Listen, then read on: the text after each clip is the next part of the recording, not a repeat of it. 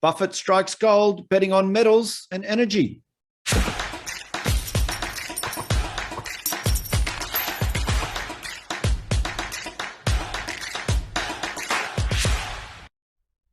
And coming in from the Fin Review, Buffett strikes gold as Japan trading houses rake in record profits. Warren Buffett's surprise bet on Japan's trading houses is paying off as companies expect a record-breaking rebound in profits. Trading companies known as Sogo Shosha in Japan boosted their net income outlook after the rebound in prices of everything from crude oil to iron ore. Mr. Buffett shocked the world in 2020 when Berkshire Hathaway announced that it bought stakes in 5 of Japan's biggest trading companies, which at the time were grappling with declining profits as a severe sickness pandemic reduced demand for fuel and raw materials. The companies have been among the biggest winners in the red-hot rally in commodities. Supply constraints and geopolitical tensions, coupled with a rebound in demand, has resulted in an eye-watering price surge in energy, metals and crops. Now, let's just cut to a clip from CNBC back in 2020 when this was first announced. Guys, let's bring up another story, too. Warren Buffett actually making some news over the weekend, announcing that Berkshire Hathaway has actually acquired a stake of slightly more than 5% in each of the 5 leading Japanese trading companies. Those companies are Itochu Corporation, Marubeni Corporation, Mitsubishi, Mitsui, and Sumitomo. Berkshire actually acquired those holdings over a roughly 12-month period through regular purchases on the Tokyo Stock Exchange. Berkshire says that it intends to hold those investments for the long term and that it may actually increase the holdings of any of the companies to a maximum of 9.9%. However, Buffett said that he would not go above that threshold unless given specific approval by the trading company's boards of directors. This investment is a big one for Berkshire. A 5% stake in each of those companies would be valued at about $6.25 billion. And collectively, if you look at that as one bet, that puts his bet on Japan at about his 7th largest holding, just above Wells Fargo, based on the most recent regulatory filings. He's been selling Wells Fargo. We know that in the second quarter, he unloaded about 25% of the holdings that he had in that company, which has been a long-term holding for his. And of course, his largest holding is Apple. That company is now valued, his stake in that company is now valued at about $90 billion. And this all happened on his 90th birthday. So it just goes to show that he is constantly changing the way he thinks and changing the way he invests. He did say that this is a bet. He's delighted to have Berkshire Hathaway participate in the future of Japan and the 5 companies that they've chosen for this investment. Those 5 major trading companies, by the way, are very crucial in Japan. They import everything from food and textiles and energy into a country that is in scarce in resources. So they play a key role in a lot of those imports for this. He says that the 5 major trading companies have lots of joint ventures throughout the world, and they're likely to have more of those partnerships. And this is a quote from him. He says, "I hope that in the future there may be more opportunities of mutual benefit." By the way, another example of Buffett kind of shaking things up and surprising people, he had long said that he wouldn't invest in technology companies because he didn't understand technology companies. He bought his first shares of Apple just over 4 years ago. That was back in May in 2016. So it just goes to show that when you think you know what he's going to do, he will change and dodge. And this is a pretty different a different move that a lot of people, I'm sure, would not have expected. These are pretty outrageous figures. Shares of Marubeni surged to the highest ever on Thursday after the firm raised its full-year forecast and announced a buyback plan. Its peers Mitsubishi, Itochu, and Mitsui & Co. also boosted their forecasts. Sumitomo was scheduled to release results on Friday. These are pretty outrageous figures, said Masumi Kakenoki, Chief Executive Officer of Marubeni. Now, I did study Japanese in school, but I think I botched those pronunciations. So let's have a look at this company. So who are they and what do they do? Well, as we can see, they're in consumer products, food, agriculture and chemicals, energy and metals, power, business, infrastructure, transportation, industrial machinery, and financial services. So, commodities. Now, when we have a look at their financials, we can see that net profit is up 102%, or their adjusted net profit is up 105%. Core cash flow, operating cash flow, is up 146 billion yen, and their forecast for year ending 2022 is up 50 billion to 400 billion yen.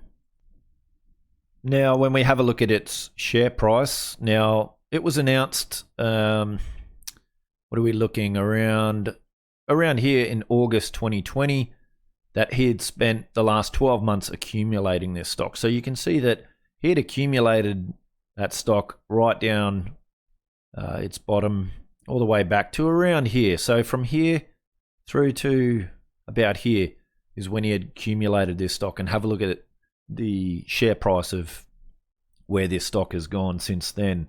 And now a lot of you will say, yep, he bought Barrick and sold Barrick very quickly. In fact, if you have a look at when he sold it, and have a look at Barrick's share price, he probably sold it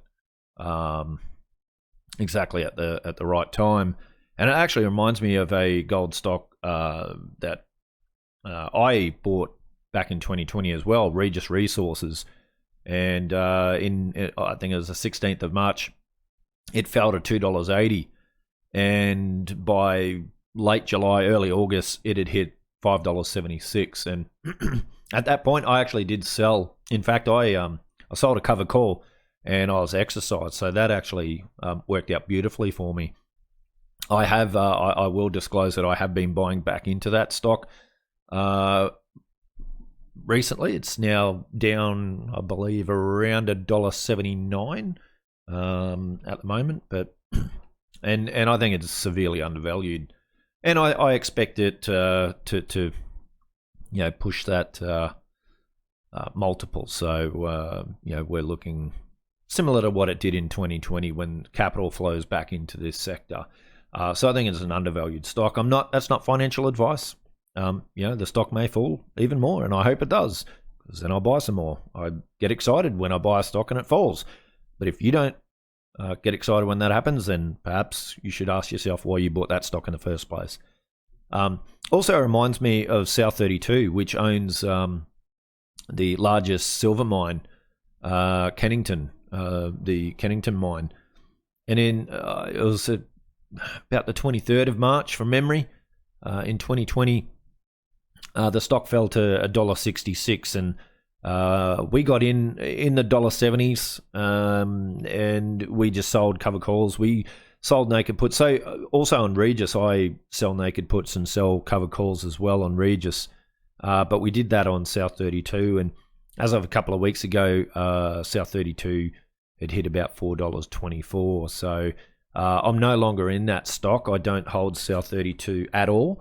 And I'm not selling naked puts on it either, because I just don't like the price that it's trading at the moment. Don't like its value at where it's at the moment. So, but yeah, very similar companies. And so yeah, we sold out back around that time that Buffett sold his Berkshire, and it just happened to coincide with that peak in those share prices. However, I think they're now undervalued, and it's just interesting that Buffett has bought into a commodities company. We're calmly assessing, could be uncertain. All the other companies also don't want to depend too much on commodities. The firms are Japan's top investors in overseas energy and metals assets and have developed sophisticated trading desks to profit from regional price arbitrage. Mr. Buffett, 91, is the only person ranked among the world's 10 richest whose net worth has grown in the year so far. Value stocks, the bedrock of Mr. Buffett's investment or investing philosophy and focus of his Berkshire Hathaway, have outperformed tech firms and the S&P 500 index since the start of the year. To be sure, there are no guarantees that these trading companies will continue to book superb earnings as a result of the most recent global trend. Current prices and business activity does not reflect expected long-term trends, Marubeni's Mr. Kakinoki warned at the earnings briefing. So there you go. Mr. Buffett has made a killing betting on commodities, and he has said he will increase his holdings in these companies, and they're for the long term. So, remember Mr. Buffett warned about inflation in his 2021 shareholders meeting. In fact, let's cut to a small clip from that meeting. I will ask this question from Chris Freed from Philadelphia, and whoever wants to take this on stage. From raw material purchases by Berkshire subsidiaries, are you seeing signs of inflation beginning to increase? Let me answer that. Greg can give more. We're seeing very substantial inflation. It's very interesting. I mean, we're raising prices. People are raising prices to us, and it's being accepted. I mean, it's not. If we get, well, take home building. I mean, the cost of, we've got 9 home builders, and in addition to our manufactured housing thing, and then operation, which is the largest in the country. So we really do a lot of housing. The costs are just up. Steel costs, just every day, they're going up, and there hasn't yet been, because the wage stuff follows. I mean, if the UAW writes a 3-year contract, we got a 3-year contract. But if you're buying steel at General Motors or someplace, you're paying more every day. So it's an economy really. It's red hot. So Mr. Buffett sees inflation, obviously being a big shareholder in the housing market and the building trade. He sees the input costs. He sees that inflation coming. If he thinks he wants to hold on, add to these companies, these Japanese commodity trading companies, for the long term, then obviously he sees inflation being a problem in the years ahead. And that's something I believe as well. I believe due to the energy crisis that we are only just starting. This is going to get worse, in my opinion. Due to the debasement of currencies, we're going to see much, much higher CPI.